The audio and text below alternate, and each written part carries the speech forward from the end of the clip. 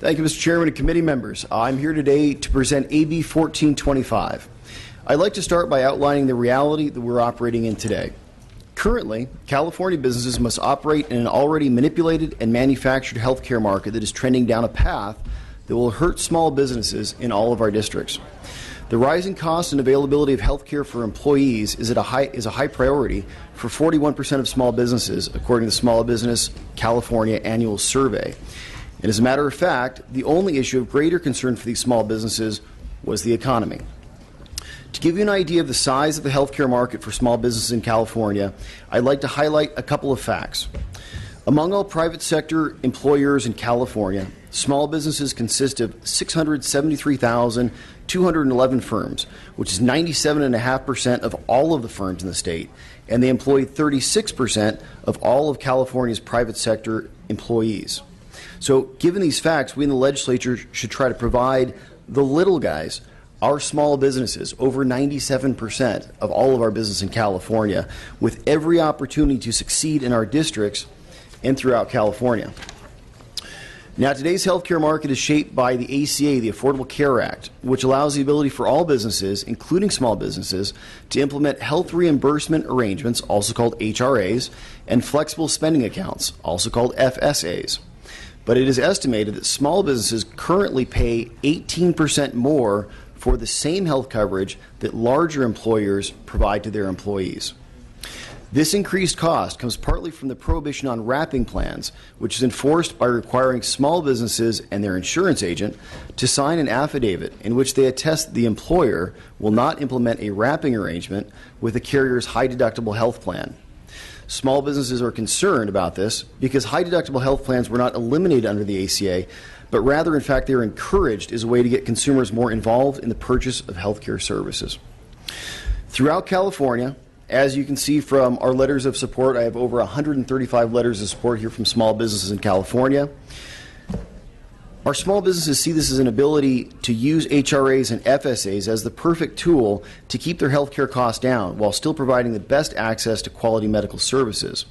So the problem we're addressing today is that in California, many of the major healthcare insurers and health plans prohibit our small businesses from setting up HRAs or FSAs for their employees, but these same carriers encourage and even market HRAs and FSAs for larger groups with 51 or more employees. Now, I do say many of our major carriers because there are some regional insurers that have embraced this creative small business market. Insurers such as Sharp and San Diego feel that this is a way to provide more health insurance to more people and still be able to sustain the necessary risk pool management to provide continued health insurance coverage into the future. My bill, AB 1425, would provide small businesses throughout California just a little bit of parity with the big businesses in the health insurance market, which will give them the ability to provide quality health insurance to their employees at the best cost possible. So in summary, we should be encouraging insurance carriers to support small businesses and allow small business employers and employees to have access to affordable health care just like the big businesses in California. With me today, I have numerous people in support of the bill. I have Yolanda Benson with the Coalition for Business Healthcare Choices, David Chase with the Small Business Majority, John Dixon, one of our small business owners here in California, and also David Fear to answer any technical questions with the Coalition for Business Healthcare. And with that, I would like to turn it over. Thank you very much. Good afternoon, Mr. Chair and committee members. I'm Yolanda Benson, representing the Coalition for Business Healthcare Choices. We are small businesses. We're made up of small businesses, some agents, some brokers, and some third-party administrators, everybody who works with businesses to try and figure out how to manage their health care and what kind of plan to design. One of those things is called a WRAP plan, and so there's really three things this bill is trying to do: is provide equality and parity for small businesses. Carriers actually do talk about how great HRAs are, health reimbursement accounts, if you have 51 employees. But if you have 49 employees, you're not allowed to have an HRA. So we're just trying to create the parity for small businesses who should have the ability to have that kind of choice. We're also trying to provide clarity in how interpretations are being made of federal regulations and of things that have been passed to implement ACA. Some carriers see it interpreted one way. Some carriers see it and interpret it that they aren't allowed to have for small businesses to have a WRAP plan.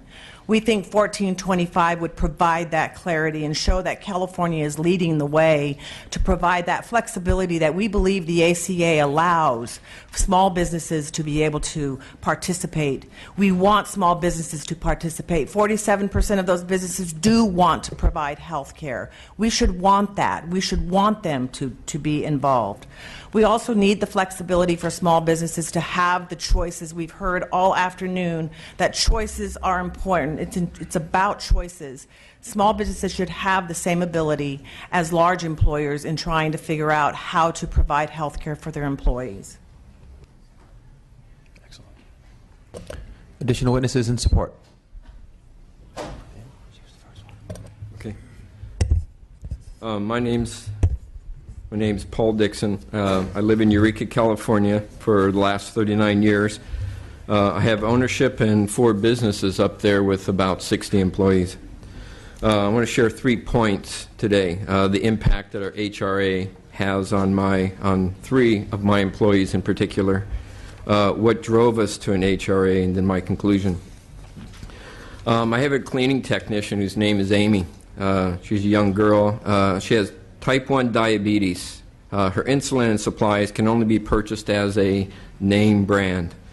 Our HRA picks up the cost of this after she pays a deductible amount of $250 once a year. From that point, our HRA covers all the cost except for $40 a month.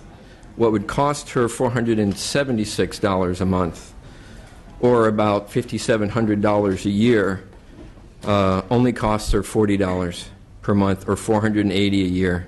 What would potentially leave her in poverty becomes affordable with the service of our HRA. This young lady only makes about $18,000 a year, and that would be 31% of her income.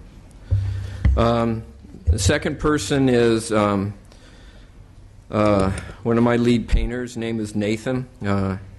He unfortunately fell. This was an accident outside of work, and he broke his leg. And he ended up with 13 pins in his leg to put it back together. He's the breadwinner of his family, providing most of the financial support for his wife and 5-year-old. Needless to say, his injuries resulted in numerous medical bills, a trip to ER, stay in a hospital after surgery, and multiple follow-up visits. One of the most important factors for him has been Redwood Health Service, who's the administrator of our HRA. After Nathan attempted to resolve billing issues by making a total of 12 phone calls, trying to get an answer from the Blue Cross Service Department, he gave up. He then contacted RHS, Redwood Health Services, which is our HSA administrator. He received an immediate response with 1 phone call, and the woman who helped him out, called him back by the end of the day with an explanation of all his bills and a clear idea of what his out-of-pocket expenses were going to be. Last is I'm going to share about one of my project managers. Her name is Kim. She's a working mother. She has a 7-year-old daughter who's routinely bullied at school and experiences high level of anxiety. She took her daughter to counseling. This just might be allergies or something. She took her daughter to counseling, and let's see, I lost my spot. She's a small loss project manager for us. She's a mother of a 7-year-old daughter who's routinely bullied at school and experiences high level of anxiety. She took her daughter to counseling, and after treatments, submitted the billing to Anthem Blue Cross and was denied coverage. She contacted their service and was told that her daughter would have to be diagnosed with a major mental disorder like bipolar or something like that for their coverage to kick in. Finding out that you'd have to have her daughter diagnosed with something so drastic just to get coverage was shocking. She sought further information from our plan administrator and discovered that our HRA offers a $30. Sir, you're over a minute over your time. Could you please wrap up? Yeah. Anyhow, our HRA provided, she could get it for a copay, and her daughter is currently going through counseling on a weekly basis. That costs her about 10% of her income. She makes about $60,000 a year. Thank you, sir. Additional witnesses in support. Good afternoon. I'm David Chase, California Director for Small Business Majority. As a representative of the 28 million small businesses in America. Let me remind you, we're at name, organization, and position only. You've had 2 substantive witnesses that have gone beyond the 6 minutes of allotted time. So please just state your name, organization, and position. David Chase, California Director for Small Business Majority, and we urge you to support AB 1425. Thank you. Thank you. Thank you, Chair. Members, Ken DeWorth, the National Federation of Independent Business, in support. Good afternoon, Mr. Chairman. Julianne Broyles here in support for the California Association of Health Underwriters. Additional witnesses in support. Barry Moss, Small Business Employer, Fresno, in support. Mark Reynolds with Benelect provides HR administration for over 2,000 employers. We're in support. Kathleen Soriano from the California Asian Pacific Chamber of Commerce, in full support. John Acall with Ribbit Health Services. We support. Sam Sussmelter, Northern California broker, in full support. Additional witnesses in support?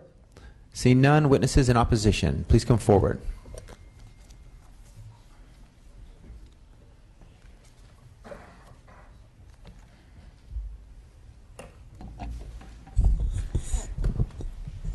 Beth Capel on behalf of Health Access California. We are opposed to this measure. It is correct that the rules for small businesses are different than the rules for large employers. California has gone beyond federal law with respect to that, but fundamentally the Affordable Care Act requires that there be rating rules for small employers that are quite different than the rating rules for large employers. Premiums in the small employer market can only be based on the age of the employee, the geographic region of the employer, and the actuarial value tier which the employer selects for the employees. So the employer has a choice of 4 actuarial value tiers, the lowest of which pays an average of 60% of the cost of care, the highest of which pays 90%. The health reimbursement account so the notion that the rules these rules do not apply for employers that are larger. This year it's employers with 51 or more. In the future it will be employers with 101 employees or more. The health reimbursement account is something that Health Access does not support.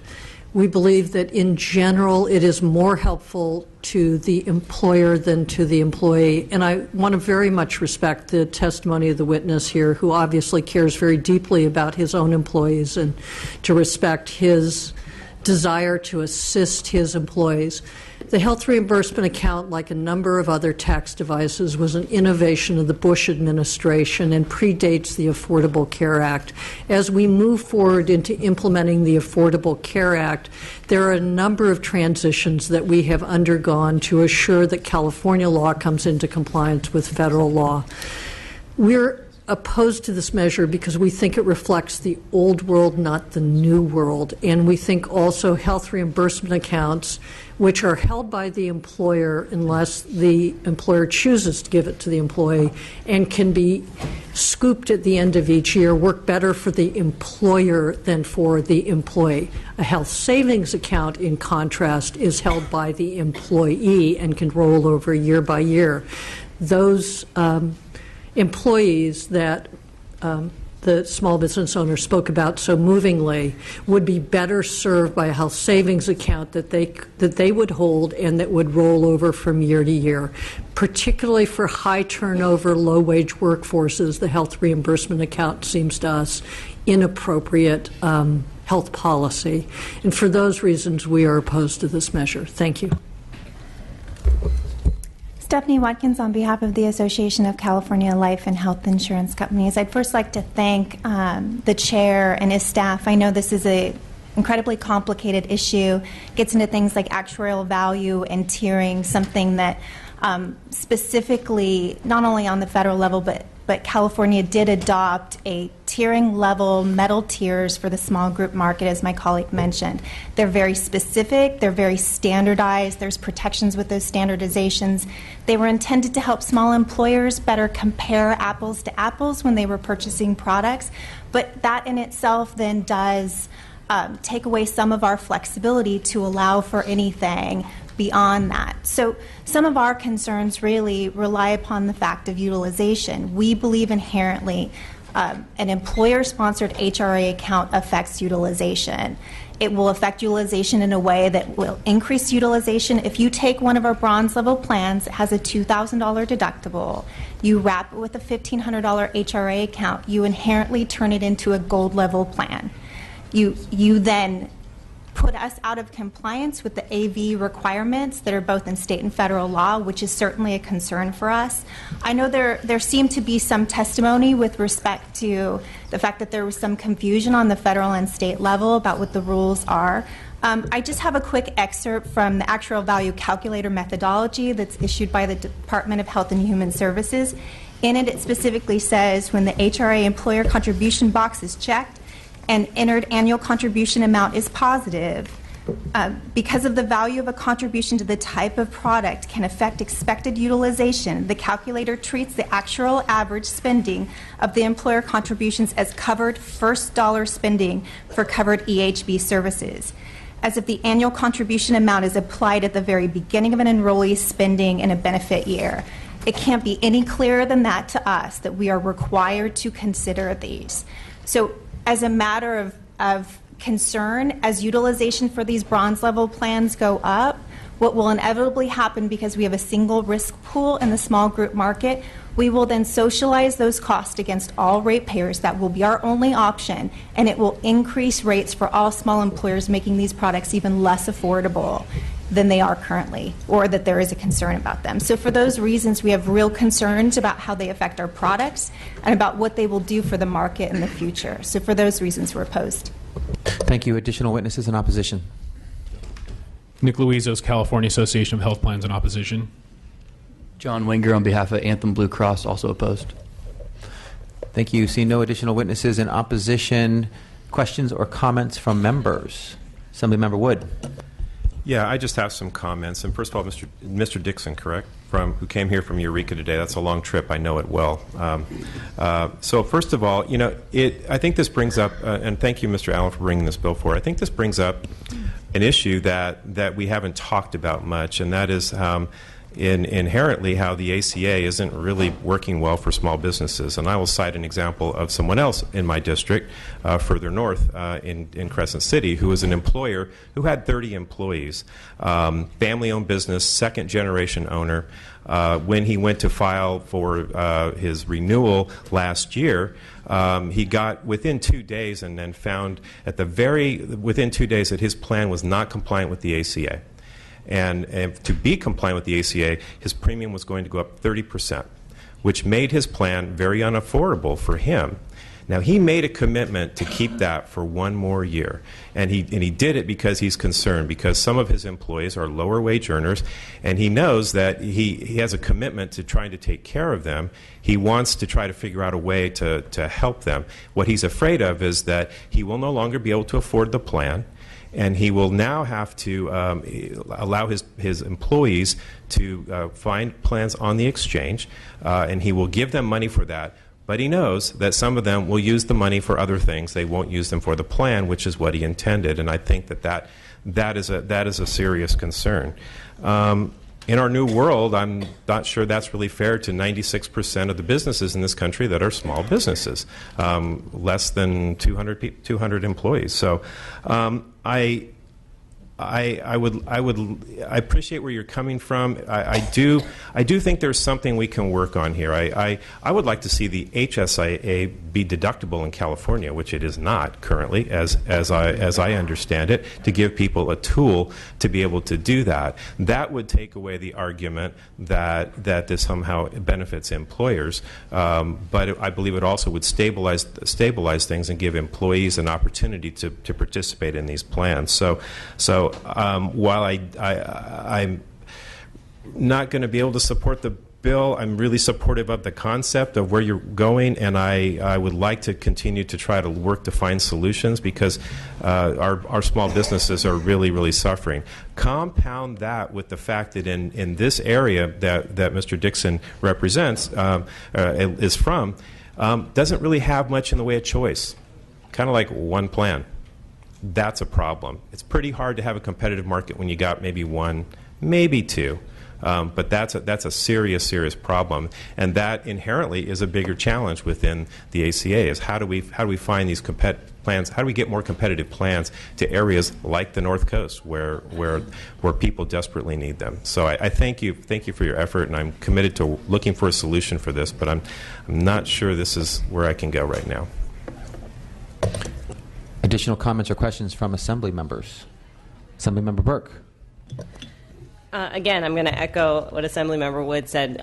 Small businesses in my district actually do need a solution, and I do wholeheartedly appreciate the effort made in this bill because there has to be an easier opportunity or a more affordable opportunity for both our small employers and for those that work for them. However, my biggest concern is what happens, not kind of like we're saying, not the first year we implement it, but the subsequent years if healthcare, if insurers just keep raising their rates, and then unfortunately employers that want to maintain health insurance won't be able to. So I think once we find a solution to that, I look forward to working on the issue with both of you and seeing what we can do to move it forward. Right now I can't support it the way it is because I would love to see something that is sustainable for all small businesses that want to do the right thing. But thank you. Additional comments or questions from members? Thank you. I'll take an opportunity to make a few of my own. And thank you again for your presentation, Assemblymember Allen. And as we've had a chance to speak briefly, and I told you I appreciated what you're trying to do for our small business community, and I certainly appreciate and understand the desire of small businesses to find different ways to provide health care to their employees.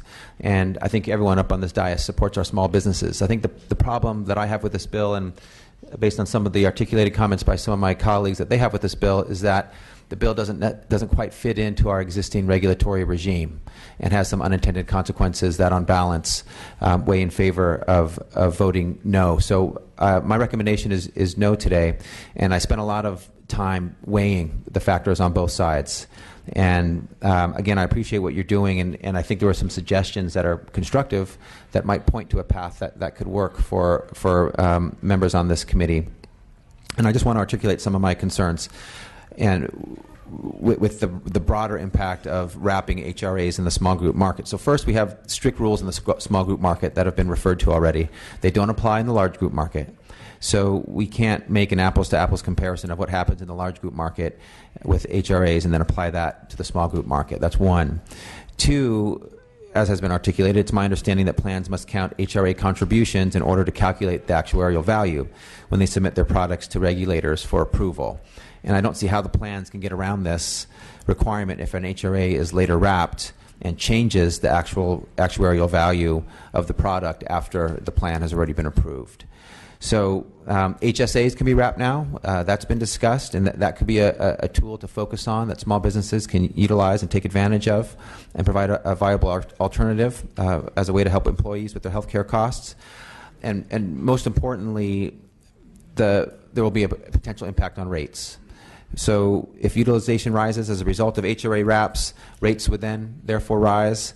And given the rules governing how rates are set in the small group market, rate increases would have to be absorbed across the whole market. and that would require all small employers to have to pay for more coverage, including those that do not or cannot provide an HRA to employees, and that could reduce affordability for many. So there could be some small savings in the short term for a small business by purchasing a cheaper insurance product for employees and then wrapping it later with an HRA. But over time, these savings would be eroded by higher rates, reducing the affordability of coverage for everyone. So for those reasons, on balance, I'm not able to support your bill today, and I regrettably will be voting no. I do appreciate your effort and your intent in bringing the bill forward, so thank you for that. Move to approve the bill.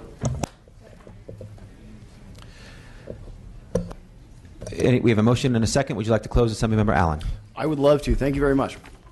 A number of things. First, Assemblymember Wood and Assemblymember Burke, thank you both for your comments very much. Assemblymember Wood, specifically related to your comments, you had mentioned a small business in your district who noticed that his plan cost had risen by 30% in 1 year. And as a result, he potentially might not be offering a plan in a year. Using a high deductible plan, which would therefore have a lower cost than instituting an HRA plan, as Mr. Dixon mentioned, could be an excellent way to actually lower his cost. Furthermore, we talked about access to care and overall cost for our employees of these small businesses. Their access to care increases if we're lowering their deductible costs through the generous contributions of their employers in arrangements such as these. Now, what we're talking about in AB 25, because there is a bit of confusion, there is a difference in the standards for rating small plans versus rating large plans. But there has been no substantiated evidence that was brought forth that this would lead to, that adding HRAs or FSAs would lead to increased utilization or increased rates. I'd love to see it, but it has not been offered.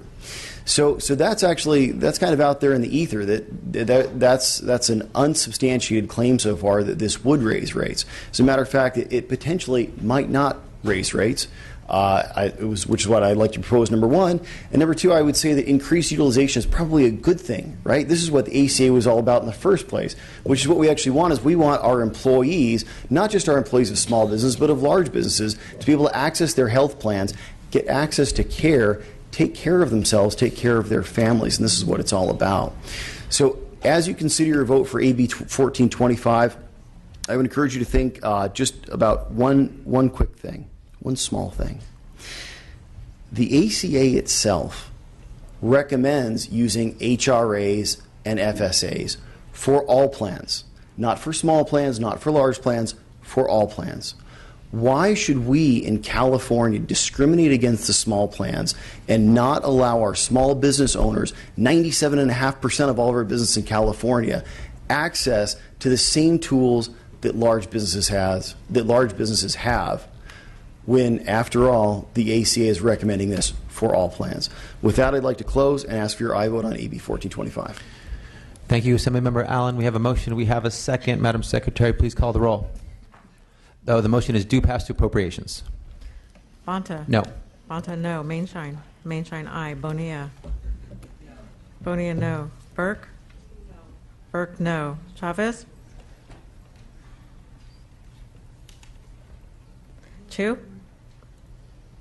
Gomez. Gomez, no. Gonzalez. Gonzalez, no. Hernandez. Lackey. Lackey, aye. Nazarian. Patterson. Patterson, aye. Ridley Thomas. Ridley Thomas, aye. Rodriguez. Santiago. Steinnorth. Steinnorth, aye. Thurmond. Thurmond, no. Waldron. Waldron, aye. Wood. Wood, no.